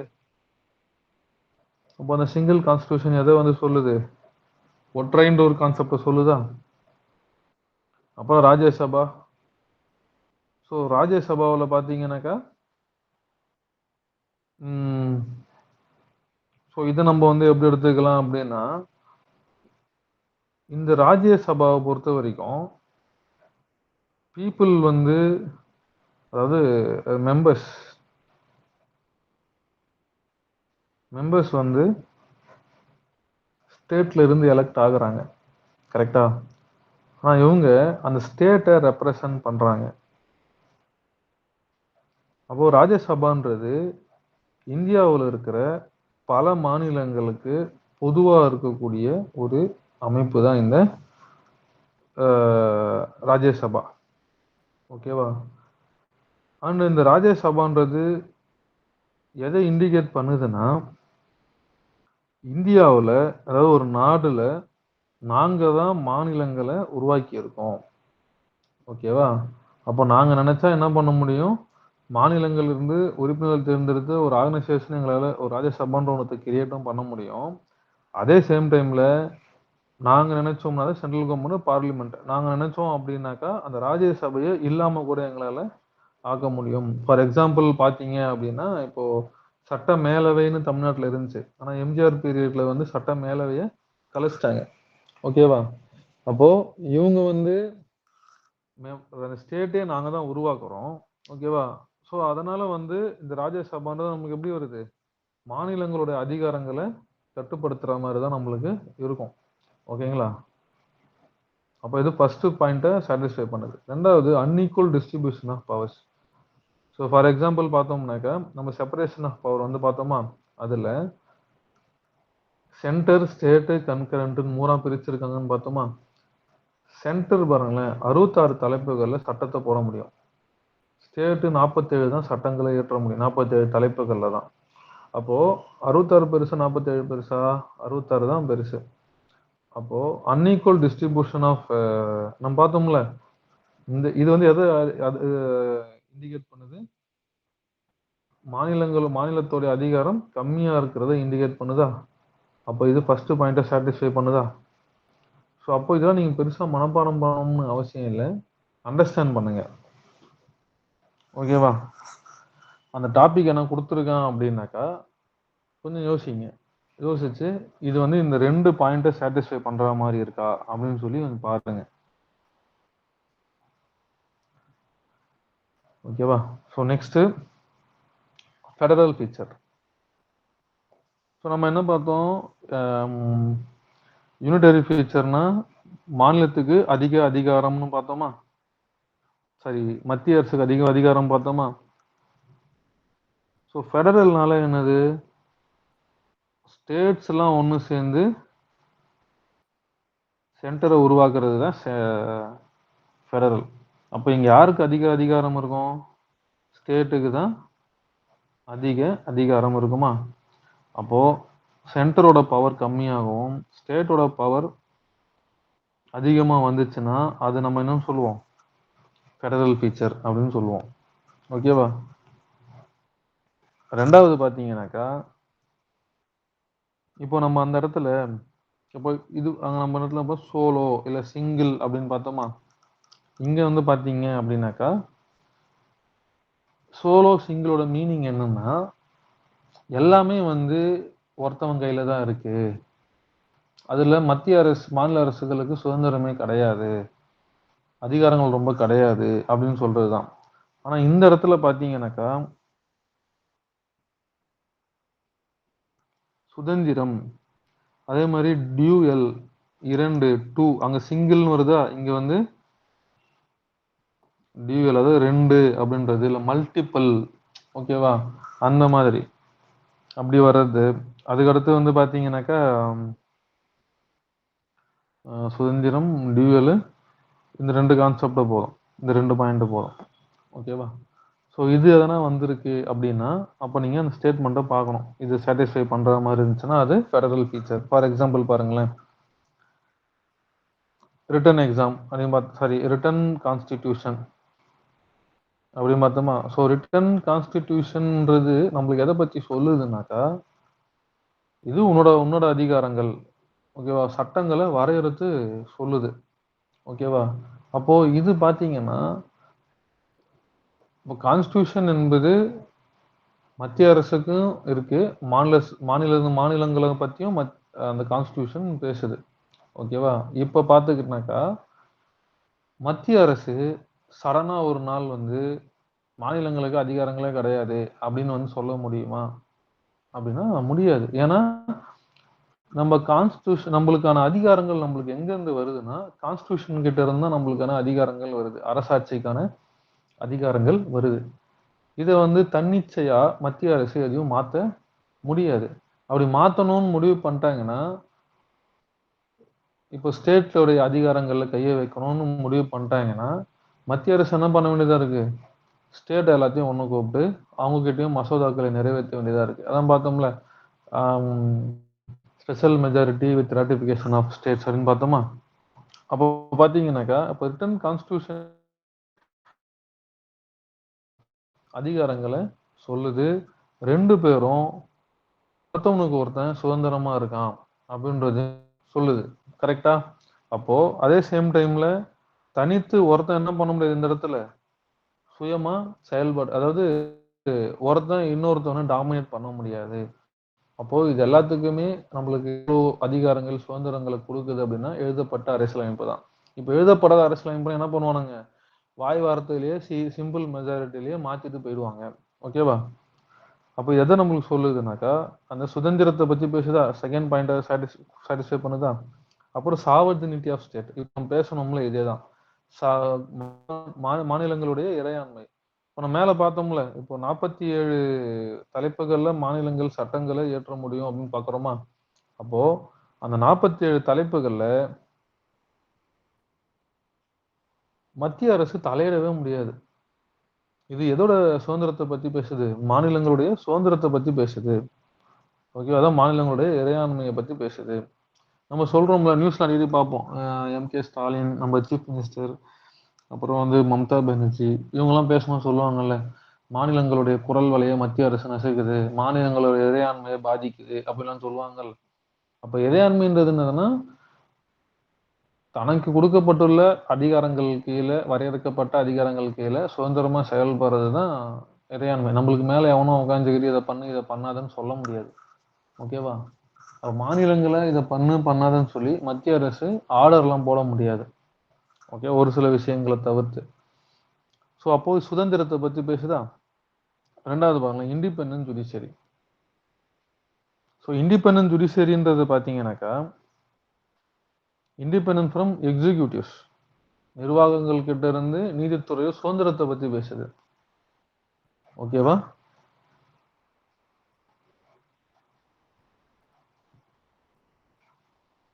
அப்போ நீதி சுதந்திரம்னு வருது நம்மளுக்கு இந்த இடத்துல. அப்போ சுதந்திரம் வந்தா என்னது, ஃபெடரல் ஃபீச்சர். அப்புறம் inter state council. So inter state கவுன்சில்ன்றது விதி 261ல இருக்கு. ஸோ ரெண்டு மாநிலங்கள் நடுவில் ஏதோ ஒரு பிரச்சனை வருது அப்படின்னும் போது நீங்களே என்ன பண்ணுங்க, உங்க பிரச்சனையை தீர்த்துக்கங்க, நீங்க வந்து இந்த கோர்ட்டு கிட்டயோ அதெல்லாம் போகாதீங்க அப்படின்னு சொல்லி மாநிலங்களுக்கு இடையான கவுன்சிலை சென்ட்ரல் கவர்மெண்ட்டை எஸ்டாப்ளிஷ் பண்ணோம், ஓகேவா. அப்போ இது என்ன பண்ணுதுன்னா மாநிலங்களுடைய சுதந்திரத்தை பத்தி பேசுதா. நீங்களே உங்க பிரச்சனையை பார்த்துங்கப்பா, சுதந்திரமா இருங்க, உங்களுக்கு என்ன தேவை நீங்க பார்த்துங்க, அதை மீறி போகும்போது மட்டும் வாங்க நம்ம பேசிக்கலாம் அப்படின்னு சொல்றாங்கல்ல. அதே மாதிரி inter state water dispute, article 262, அதாவது ரெண்டு ஸ்டேட்டுனால ஒரு ஆறு ஓடுது, இதெல்லாம் ஞாபகத்தில் வச்சுங்க, 262. ஸோ இன்டர் ஸ்டேட் வாட்டர் டிஸ்பியூட்ஸு, ஓகேவா. ஸோ இதுல பார்த்தோம்னா இது வந்து எதை சாட்டிஸ்ஃபை பண்ணுது, ரெண்டு அல்லது மேற்பட்ட மாநிலங்கள் உங்க பிரச்சனையை நீங்களே தீர்த்துக்கங்க, நீங்க வந்து இன்னொருத்தர் டிபெண்ட் பண்ணி இருக்காதீங்க அப்படின்னு சொல்றாங்களா? இது வந்து second point. Second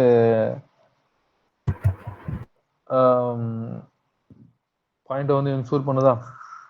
so by cameralism இது எதை சொல்லுது? லோக்சபான்னு ஒன்று இருக்கு, ராஜ்யசபான்னு ஒன்று இருக்கு அப்படின்னு சொல்லிட்டு சொல்றாங்கல்ல.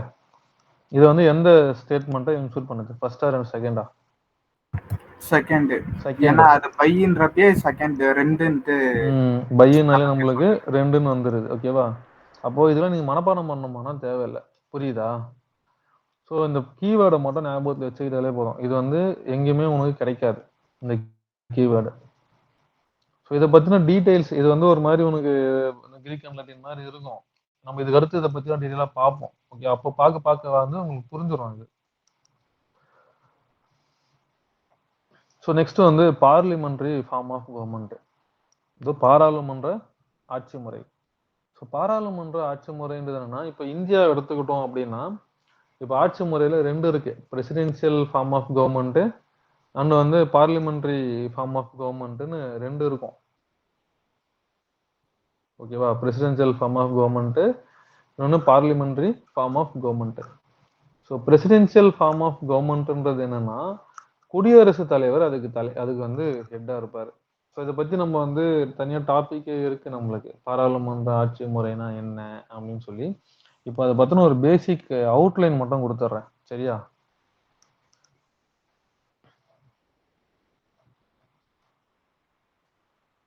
ஸோ டெமோக்ரஸியை பொறுத்த வரைக்கும் ரெண்டு வகையான கவர்மெண்ட் இருக்கு. ஒன்று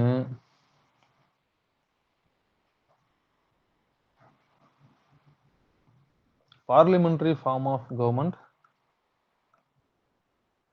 இன்னொன்று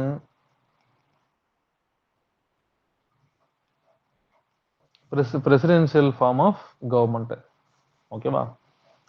ஸோ பார்லிமெண்ட்ரி ஃபார்ம் ஆஃப் கவர்மெண்ட்ன்றது என்னன்னாக்கா, ஸோ நம்மளுக்கு கவர்மெண்ட்டை பொறுத்த வரைக்கும் ரெண்டு வகையான ஆர்கன்ஸ் இருக்கு. ஒன்று லெஜிஸ்லேச்சர் அண்ட் எக்ஸிக்யூட்டிவ்ஸ். ஓகேவா?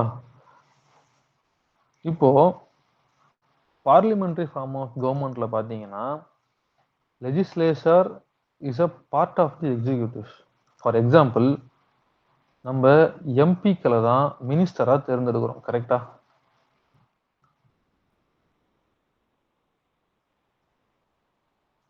கரெக்டா? அந்த மினிஸ்டர் தான் நம்ம எக்ஸிக்யூட்டிவ்ஸ் சொல்றோமா? அப்போ legislatures are part of the executives are executives are the part of the legislature. Both are same. ஓகேவா? நீங்க எக்ஸிக்யூட்டிவா இல்லாம லெஜிஸ்லேச்சரா இல்லாம நீங்க வந்து எக்ஸிக்யூட்டிவா ஆக முடியாது. அதுக்கு சில கிரைட்டீரியா இருக்கு. 6 மந்த் சொல்லுவானுங்க. இப்போதைக்கு நம்ம பேசிக்கா தெரிஞ்சுக்க வேண்டியது, நீங்க எம்பியா இல்லாம மினிஸ்டரா ஆக முடியாது. கரெக்டா? இன்கேஸ் நீங்க மினிஸ்டர் ஆனீங்கன்னா 6 மந்த்துக்குள்ள எம்பியா ஆகணும். அது ஒரு கிரைட்டீரியா இருக்கு. இதை பத்தி நம்ம அப்புறம் பார்ப்போம். ஸோ பொதுவா நம்ம என்ன சொல்லுவோம்? Legislatures are part of the executives. கரெக்டா? ஆனா பிரசிடென்சியல் ஃபார்ம் ஆஃப் கவர்மெண்ட்ல அப்படி இருக்காது. இந்த இடத்துல லெஜிஸ்லேட்டர்ன்றவன் வேற, எக்ஸிக்யூட்டிவ்ன்றவன் வேற, எம்பி வேற,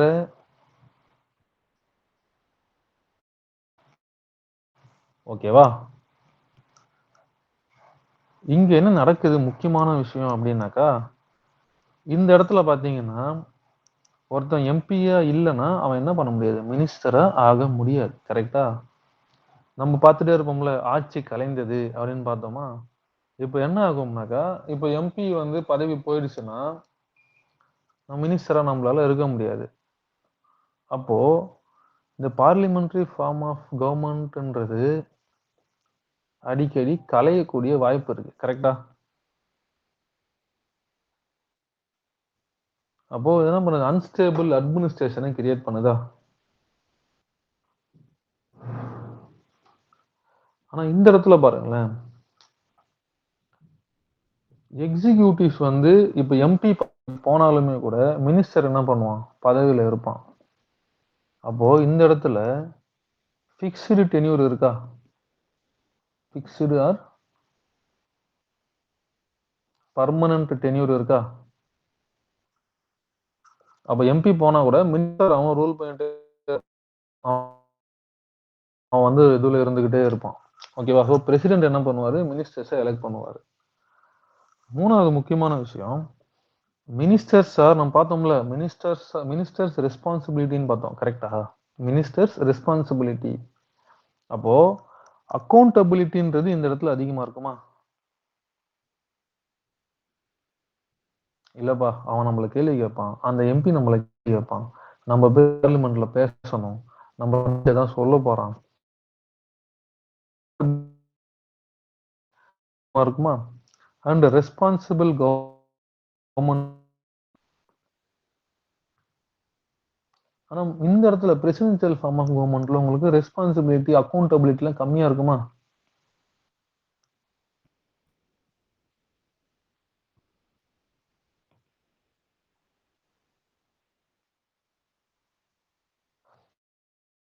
அப்போ இந்த இடத்துல ரெஸ்பான்சிபிள் கவர்மெண்ட்டுக்கு பதிலா பிரசிடென்ஷியல் ஃபார்ம் ஆஃப் கவர்மெண்ட் எதை பத்தி பேசுது? பர்மனன்ட்.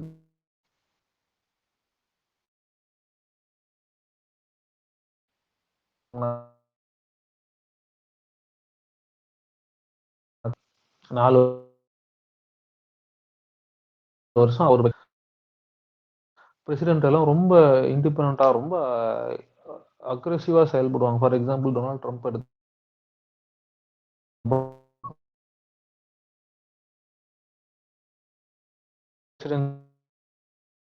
பதவி விட்டு டொனால்ட் போயிடுச்சு. ஸோ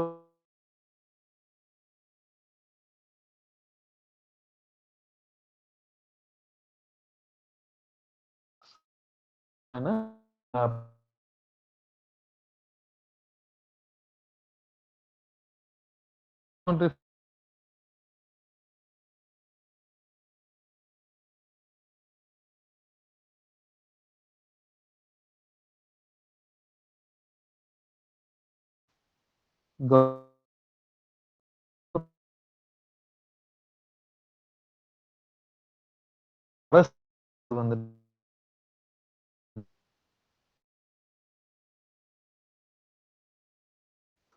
அரசாங்கத்தோட தலைவர்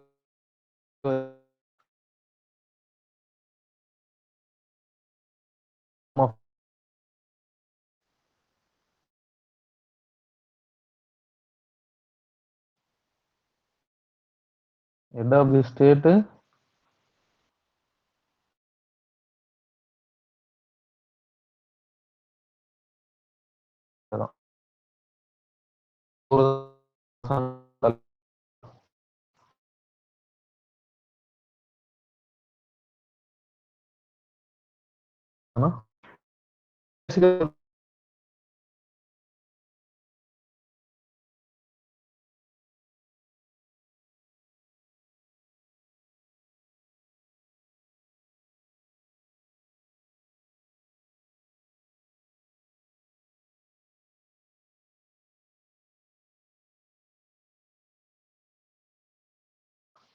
இந்த பார்லிமெண்டரி ஃபார்ம் ஆஃப் கவர்மெண்ட்டுக்கு காரணமா இருக்கு அப்படின்னு பார்த்தோம்னாக்கா, ஸோ எதை எதெல்லாம் வச்சு நீ parliamentary form of government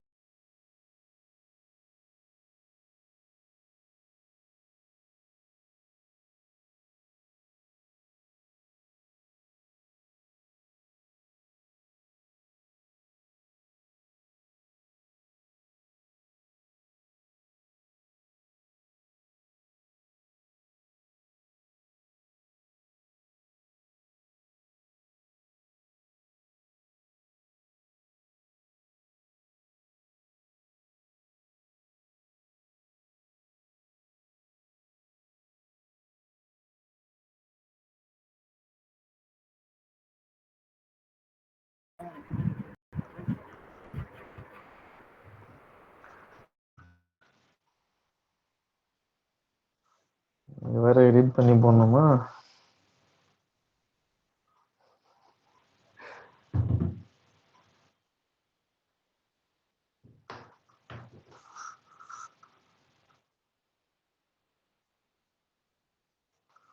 okay. Parliamentary form of தம்பி கொஞ்சம் கம்மி பண்ணுங்க.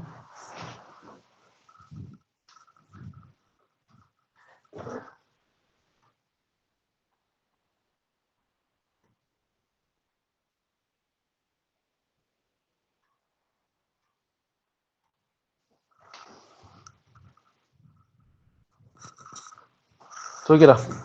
Ministers are collectively responsible to the lower house. ஓகேவா? அதாவது அமைச்சர்கள் கீழவைக்கு கூட்டு பொறுப்புடையவர்கள். அதோட மீனிங் என்னன்னாக்கா,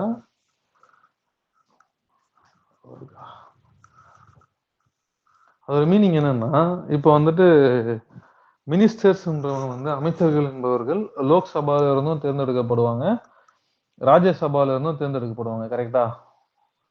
நமக்கு 2 அவை இருக்கா? லோக்சபையில இருந்தும் தேர்ந்தெடுக்கப்படுவாங்க, ராஜ்யசபையில இருந்தும் தேர்ந்தெடுக்கப்படுவாங்க.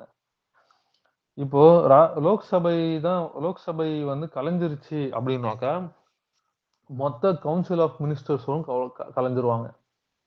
ஓகேவா? ஈவன் நீங்க ராஜ்யசபாவில் எம்பியாவே இருந்தாலும் லோக்சபா கலைஞ்சிருச்சுன்னா உங்களுடைய அமைச்சரவை பதவி என்பது போய்விடும். வந்து அதுக்கு பேர் என்னது? அமைச்சர்கள் ministers are collectively responsible to the lower house of the parliament. ஓகேவா? Next, lower house is the powerful. நம்ம பார்த்துட்டோம் நிறைய டைம் இதை. ஓகேவா? நெக்ஸ்ட் அடுத்தது சன்செட், பை கேமரலிசம், 2 அவை இருக்கிறது. அப்புறம் dual head of the state and head of the government. ஓகேவா? நம்ம பார்த்தோம்ல, டியூவல் ஹெட் வந்து இந்த இடத்துல யாரு? பிரசிடென்ட் வந்து head of the state, head of the government prime minister. ஆனால் பிரசிடென்சியல் ஃபார்ம் ஆஃப் கவர்மெண்ட்ல ஒரே ஒரு ஹெட் தான் இருப்பாங்க. ஹெட் ஆஃப் தி ஸ்டேட்டும் ஒருத்தவர் தான், பிரசிடென்ட் தான், ஹெட் ஆஃப் தி கவர்மெண்ட்டும் அவர் தான். அப்புறம் கீழவையை கலைக்கிறது. ஸோ ராஜ்யசபை என்பது ஒரு பர்மனண்டான ஒரு அவை. ஸோ ராஜ்யசபா வந்து பர்மனண்டான ஒரு அவை. லோக்சபையை நம்ம வந்து கலைக்க முடியும். ஒவ்வொரு 5 வருஷத்துல தானாவே அது கலைஞ்சிரும். இல்லைன்னா அதுக்கு முன்னாடியே கூட நம்மளால அதை கலைக்க முடியும். ஓகேவா? நெக்ஸ்ட் ராஜ்யசபாவுடைய பர்மனன்சி இவ்வளவுதான். ஸோ நம்ம வந்து இப்போ 4 டாபிக் நம்ம வந்து பார்த்துருப்போம் இதுல. அதாவது சாலியன் ஃபீச்சர்ஸ்ல 4 டாபிக் பார்த்துருப்போமா? அதடுத்து எமர்ஜென்சி ப்ரொவிஷன்ஸ். ஸோ ஆக்சுவலி இது வந்து ஒரு பெரிய டாபிக்.